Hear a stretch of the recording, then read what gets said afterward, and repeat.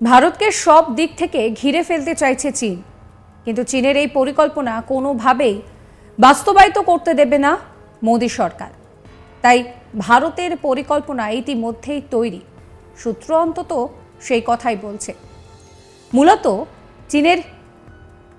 চীনকে কিভাবে আটকানো যায় তারই প্ল্যান ছকে ফেলা হয়েছে।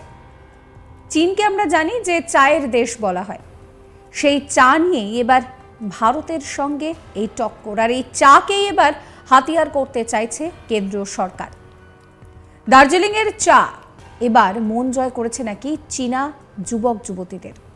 এমনিতেই চীনকে চায়ের দেশ বলা হয়, কিন্তু তাও চীনের নতুন প্রজন্মের কাছে দার্জিলিংয়ের চায়ের গুরুত্ব অনেকটাই বেড়ে গিয়েছে।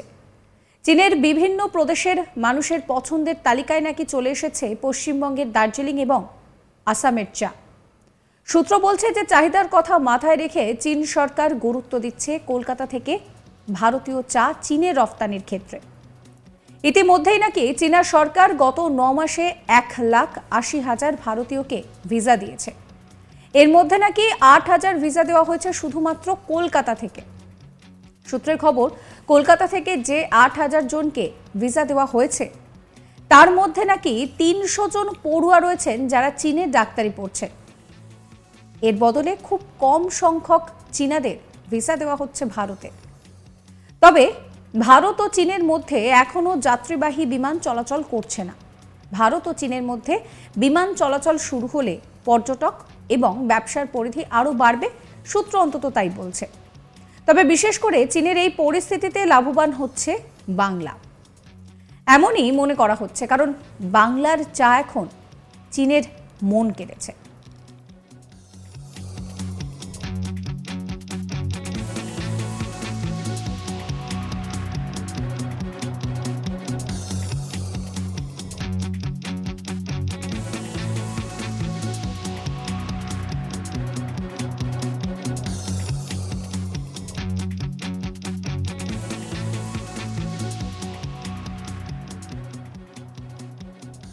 ভারত আর চীন এই সম্পর্ক মাঝে মাঝে উত্তপ্ত হয়, আমরা জানি।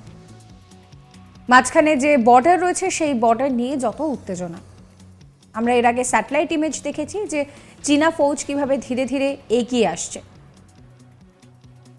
চিকেন নেক, যেটা ভীষণভাবে গুরুত্বপূর্ণ বাণিজ্যিক দিক থেকেও, চীনের টার্গেট কিন্তু এখন সেদিকেও রয়েছে।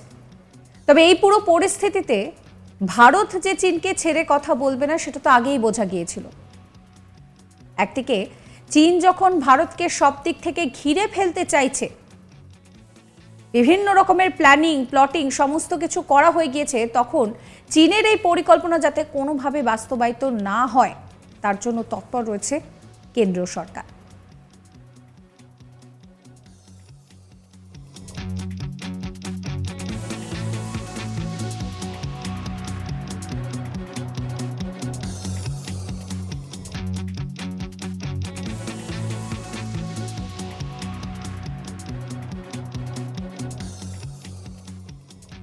কি সেই প্ল্যানিং?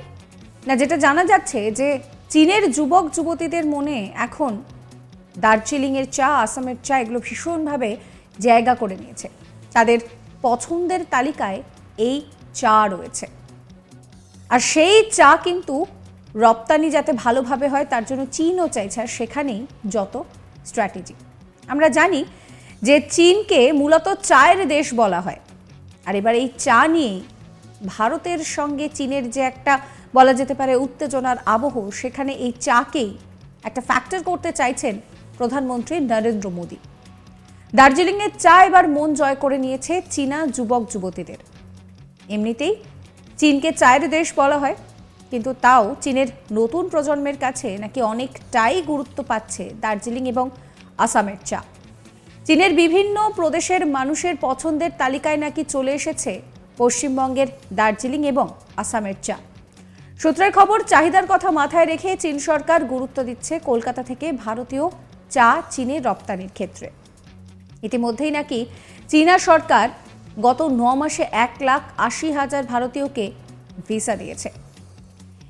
এর মধ্যে নাকি 8,000 ভিসা দেওয়া হয়েছে শুধুমাত্র কলকাতা থেকে। এই ভিডিও সম্পর্কে আপনাদের মতামত অবশ্যই কমেন্ট করে জানাবেন। সমস্ত খবরের আপডেটের জন্য সাবস্ক্রাইব করবেন আজ তাক বাংলার ইউটিউব চ্যানেলকে, ফলো করবেন আজ তাক বাংলার হোয়াটসঅ্যাপ চ্যানেলও।